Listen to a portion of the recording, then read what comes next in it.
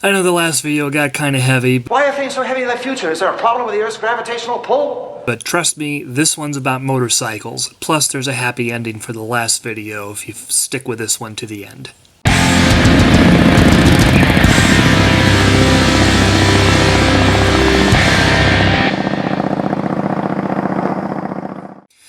So I know I just got my Honda Shadow, and I'm loving it. At least I was until riding season ended.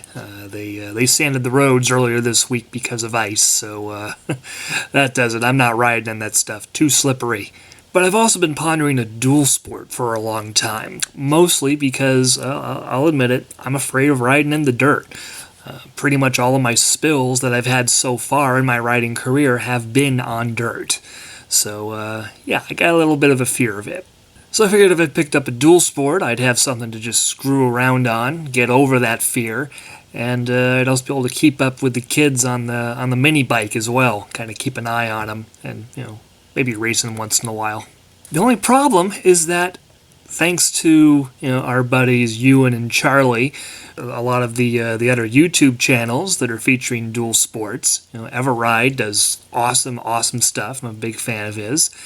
But unfortunately, that's made dual sport motorcycles and adventure bikes very popular, which means they've gotten very expensive. I took a look on Craigslist. Have you been on the internet again? Yes, I have. And I found this. A 2014 Honda CRF 250L, pretty new model, that was running for $38.50. Well, that's not expensive as compared to like a new Harley or anything, but seeing as how that's more than I paid for my Shadow, yeah, I can't afford to go and drop that kind of money on a motorcycle again. So I set my sights a little lower and I looked for a little bit older. And I found this. 2002 KLR 650, which my friend Kate has. I'm going to have to give that a try and give that a review sometime.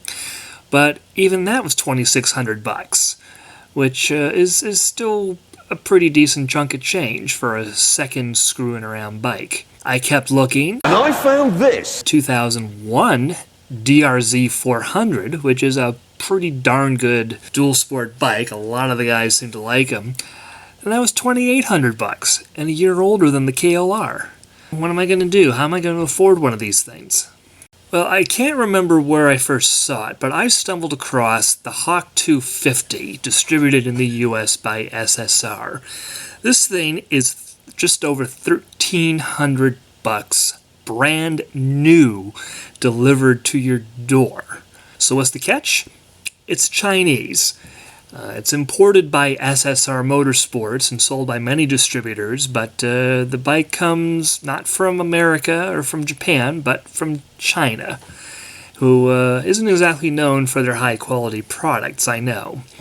But on the flip side, I have a number of Chinese-made ham radios. I've got one right here, made by O'Shane, I believe it's pronounced. This is it. And, you know, it actually works pretty well. I mean, yes, the quality of the materials isn't quite as good as the mainstream Japanese brands like Kenwood and ICOM and Yaesu. And it's, you know, a bit of a pain to program. It's not very user-friendly in the interface. But once you have it programmed, it works just fine. The signal's perfectly good, it puts out decent power, and it works just great. Just as well as my old Japanese radios. I could go online and pick up a radio that does everything that this one does for $30, not, you know, $100 or $200 like the Japanese brands. So I figured the same analogy may apply to motorcycles, though, you know, granted, I don't typically take my radios and, you know, and throw them down a dirt road or trail. Another concern people raise about the Chinese bikes is the parts availability as well as the quality. Just because it's an oddball bike, therefore, it might be kind of hard to find parts for it. Well, there's a pretty simple solution for that. Use the search! With a little bit of Googling, I immediately found Hawk250.com. This site's collected a ton of information and links to replacement and upgrade parts. I also found ChinaRiders.net, a forum, well, obviously for Chinese motorcycles, and the Hawk 250 is a very popular topic in the dual sport forum. I did a bit of reading there, and people there are very knowledgeable about it. I also discovered Moto Cheese's channel right here on YouTube. He's right down neighboring Connecticut, and he's got a Hawk 250, and he has made a lot of really good videos about this particular bike. Everything from uncrating it to tuning it up to modifying it for better performance, adding a digital gauge cluster. Really good stuff. So go check him out if you're interested in one of these bikes. And finally, I went on SSR's website, I did a search for a local dealer, and I found not one but two within 20 miles of me. Even if I can't find what I need online, I can talk to one of two dealers and just have them order the factory parts for me, if that's what it comes to. But I shouldn't have to for very many things, because I found a lot of aftermarket parts online, and cheap. We're talking sprockets for $15. We're talking a complete replacement Mikuni carburetor for $40. A full aftermarket performance exhaust is $170. It's crazy. What helps is that the Hawk 250 is basically a ripoff of the Honda CRF 250L, so a lot of the Japanese parts will fit on the Chinese bikes that they're based on. Now, I don't mean to blow off the points about the build quality and the parts availability. Those points are very well taken. Neither of those is going to be as good as the more expensive, higher quality Japanese motorcycles. I get that. And besides, with parts as cheap as I found, something like that would be much more affordable to tinker with than my Shadow, which costs $100 to $200 every time you buy, well, practically any part for it, or my BRZ, which is a car and therefore more expensive.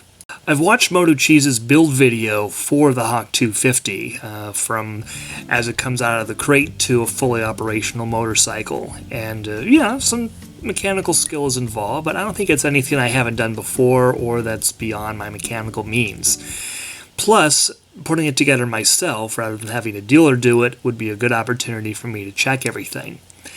Everything. I'm talking every single bolt on the machine to make sure it's tight. I'm talking changing out the oil that came with it, which is reported to be absolute crap, and put some known good motorcycle oil in it before I even start it up for the first time. Then change it again soon after, during the break-in period. Fortunately, it's a tiny engine, so it takes almost no oil. Get out of here, flies.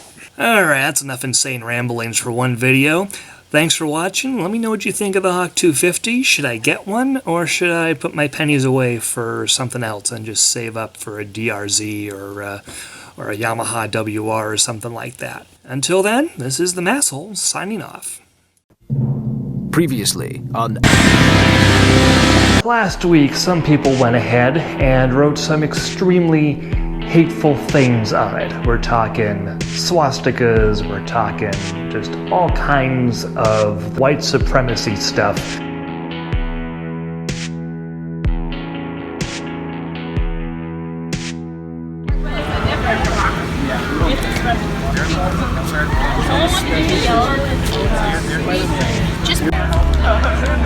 I was saying, yeah, I would. I changed